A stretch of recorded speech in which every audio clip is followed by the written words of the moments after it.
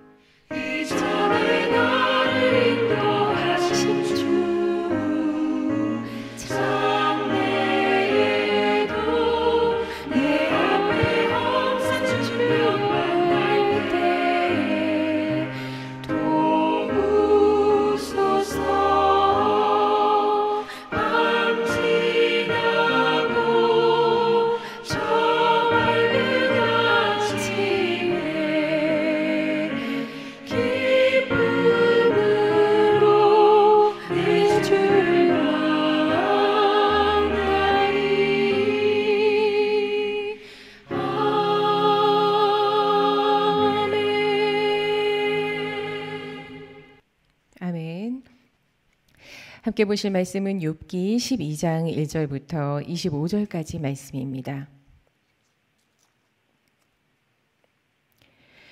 욥기 12장 1절부터 25절까지의 말씀 제가 봉독하겠습니다. 욥이 대답하여 이르되 너희만 참으로 백성이로구나. 너희가 죽으면 지혜도 죽겠구나.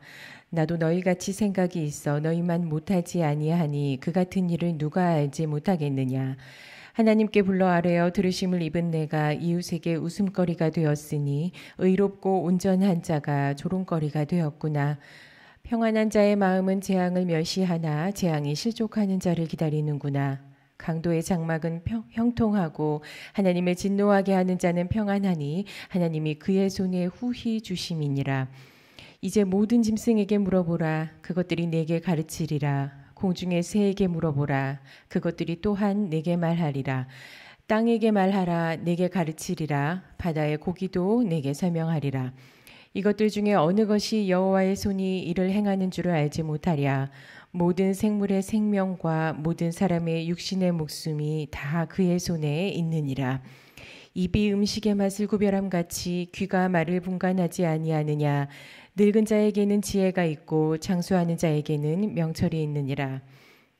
지혜와 권능이 하나님께 있고 계략과 명철도 그에게 속하였나니 그가 허르신즉 다시 세울 수 없고 사람을 가두신즉 놓아주지 못하느니라.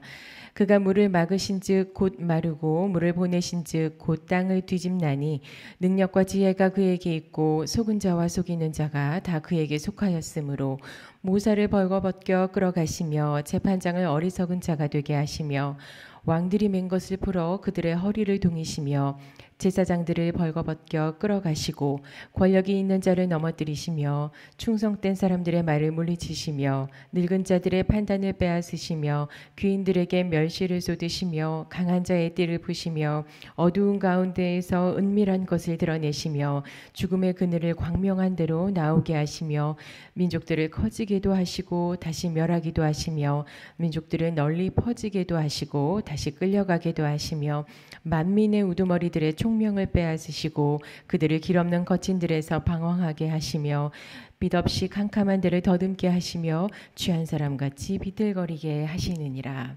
아멘. 믿음을 보이라 라는 제목으로 말씀을 함께 나눕니다. 오늘 12장은 소발이라는 친구의 질문에 대한 욥의 대답입니다. 욥기의 주제가 하나님의 주권이라고 우리는 배웠습니다. 욥기는 하나님의 주권에 대해 말하고 있는 책입니다. 이 내용 중에 나오는 인간의 고통, 한계, 괴로움, 회복 이런 것들은 하나님의 주권에 대해 설명하고 있는 하나의 귀한 소재입니다.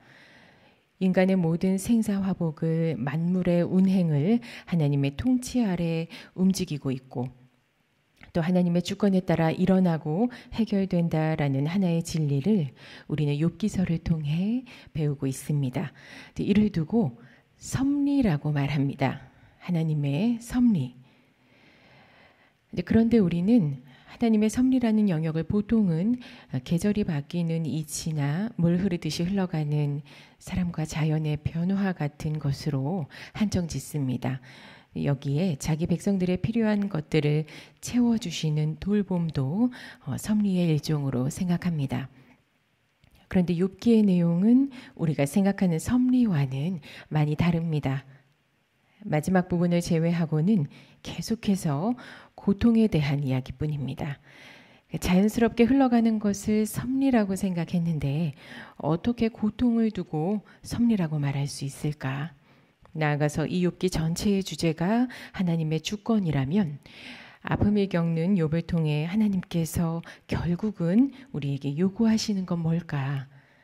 이 부분에 대해서 오늘 함께 나눠보고자 합니다. 개인의 역사나 공동체의 역사나 어디든 부침이 있습니다. 평탄할 때가 있으면 어려울 때가 있고 또 회복될 때도 있습니다. 근데 여기서 우리 믿음의 성도들은 항상 어려울 때를 주목해야 합니다. 오늘 4절에서 욥이 말합니다. 하나님께 불러 아뢰어 들으심을 입은 내가 이웃에게 웃음거리가 되었으니 하나님께 불러 아뢰어 들으심을 입었다. 원의를 보면 내가 하나님을 부르면 하나님께서 바로 대답해 주시는 우리는 그런 관계다라는 뜻입니다. 마치 하나님께 아버지, 엄마 이렇게 부르기만 하면 언제든지 응 그래 왜 하고 답을 듣는 하나님과 아주 가까운 사이인 내가 주변 사람들이 혀를 찰 만큼 재앙을 당했다는 겁니다. 욥과 같이 온전한 믿음의 성도에게도 고난의 순간은 옵니다. 그게 한 차례든 여러 차례든 고통의 순간은 반드시 있다는 겁니다.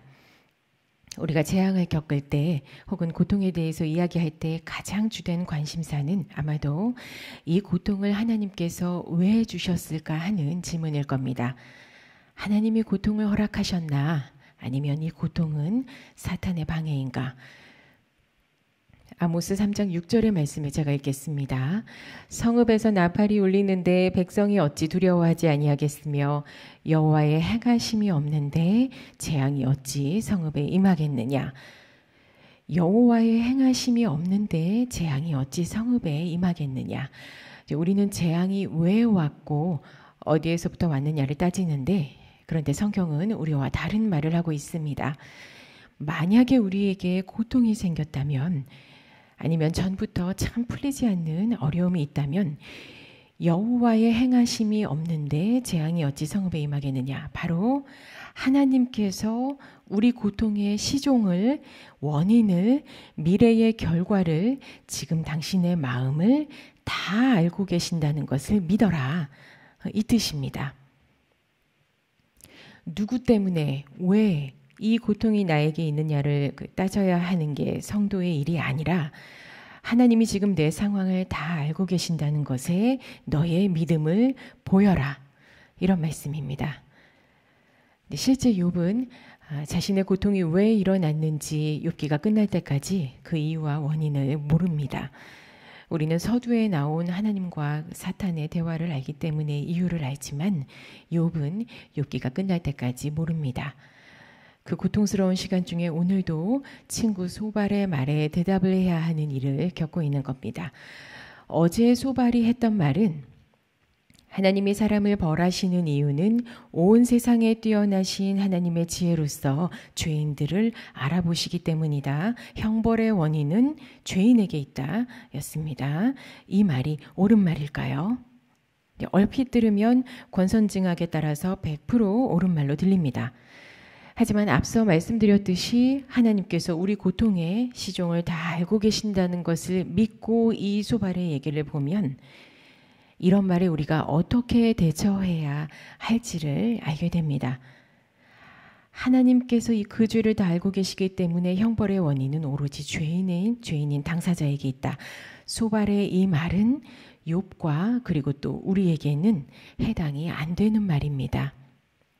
이게 하나님의 섭리입니다.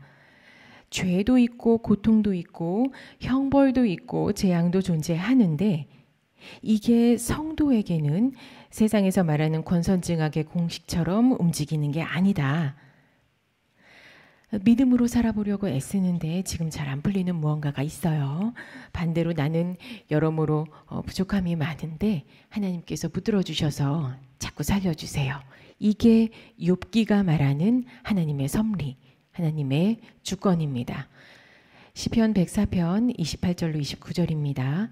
주께서 주신즉 그들이 받으며 주께서 손을 펴신즉 그들이 좋은 것으로 만족하다가 주께서 낯을 숨기신즉 그들이 떨고 주께서 그들의 호흡을 거두신즉 그들은 죽어 먼지로 돌아가나이다. 아멘. 이 진리를 잘 알고 있는 욥이 오늘도 12장에서 이런 하나님의 섭리와 주권을 말합니다. 짐승들도 새들도 땅도 바다의 고기도 여호와의 손, 이거 주권이죠. 여호와의 손을 안다. 나는 여호와의 손을 알고 그가 헐고 가두고 막고 마르게 하시고 풀고 동이시는 모든 하나님의 주권을 인정한다. 그래서 10절 모든 생물의 생명과 모든 사람의 육신의 목숨이 다 그의 손에 있느니라. 욥이 하나님의 주권에 대해 전인적인 완벽한 이해로 선포합니다. 욥이 참 위대한 사람이에요. 그러면 다시 한번 하나님의 섭리와 주권을 생각하면서 본문을 읽어봅니다. 그리고 욥기 전체를 생각해 봅니다. 마지막에 욥이 회복되고 부자가 되고 남은 인생을 잘 살게 되었다는 게 책의 주제가 아니라면 책 처음부터 회복 직전까지 전체가 어려움을 겪는 내용이고 이게 하나님의 주권, 하나님의 마음이라는 것을 이제 우리는 알게 되었습니다. 그러면 이 아픈 내용들을 우리에게 주시는 주권적 이유는 뭘까요?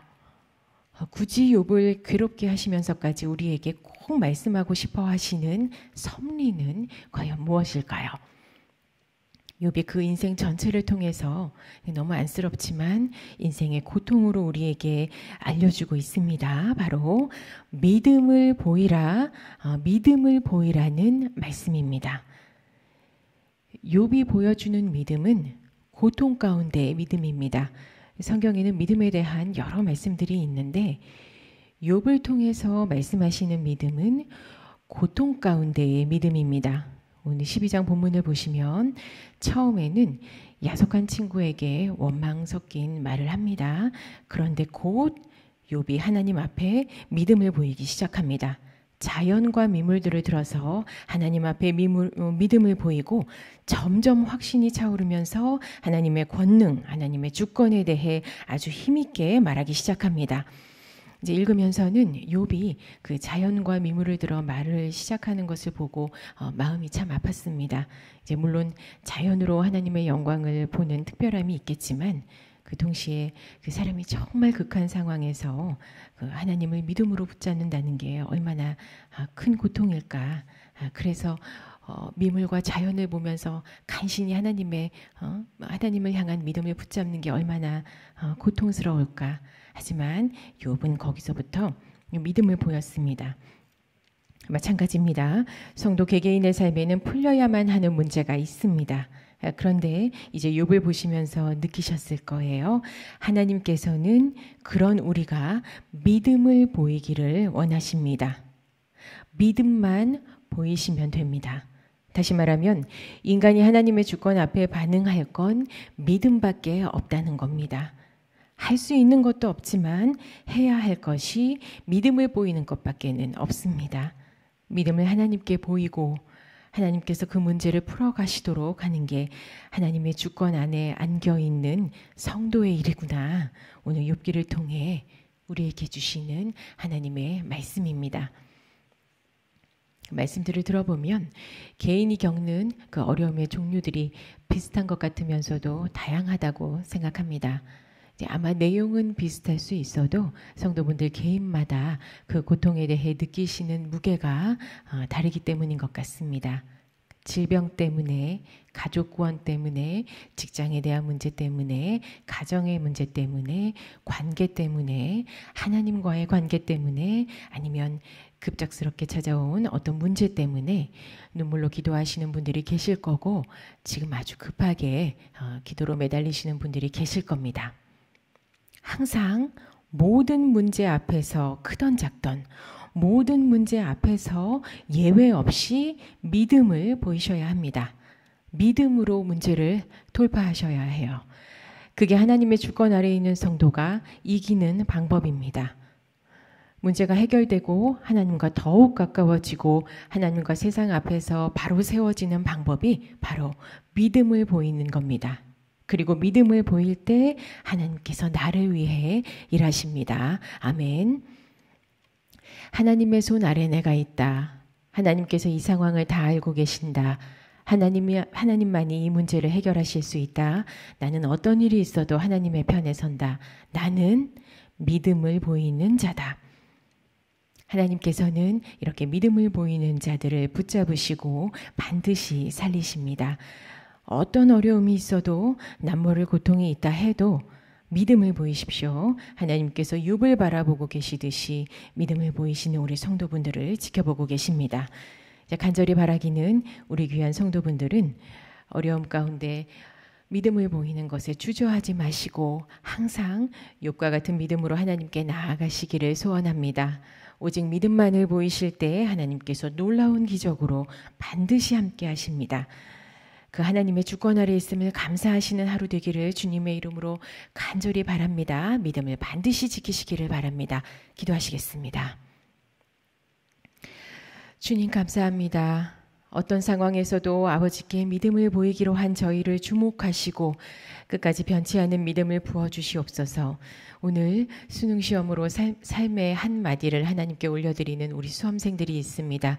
성령님 품어주셔서 긴장을 풀어주시되 하나님만 의지하는 우리 수험생들을 긍휼히 여기셔서 하나님께서 시험장에 함께 임해주시고 성실히 공부한 것이 빠지지 않고 기억나게 하시며 체력 붙들어주셔서 시험을 마칠 때까지 처음 시작할 때의 컨디션이 유지되도록 도우시옵소서. 마치며 나올 때 하나님께서 함께 하셨음을 고백하고 자신의 일생을 주님께 드리기를 서원하는 체험이 우리 학생들에게 있기를 바랍니다. 여태까지 알아온 하나님을 마침내 직접 체험하는 오늘 시험이 되도록 오늘 수험생들을 축복하여 주시옵소서. 우리 주 예수 그리스도의 이름으로 감사하며 기도드렸습니다. 아멘. 하늘에 계신 우리 아버지여, 이름이 거룩히 여김을 받으시오며 나라가 임하시오며 뜻이 하늘에서 이루어진 것 같이 땅에서도 이루어지이다. 오늘 우리에게 일용할 양식을 주시옵고 우리가 우리에게 죄 지은 자를 사하여 준 것 같이 우리 죄를 사하여 주시옵고 우리를 시험에 들게 하지 마시옵고 다만 악에서 구하시옵소서. 나라와 권세와 영광이 아버지께 영원히 싸움나이다. 아멘.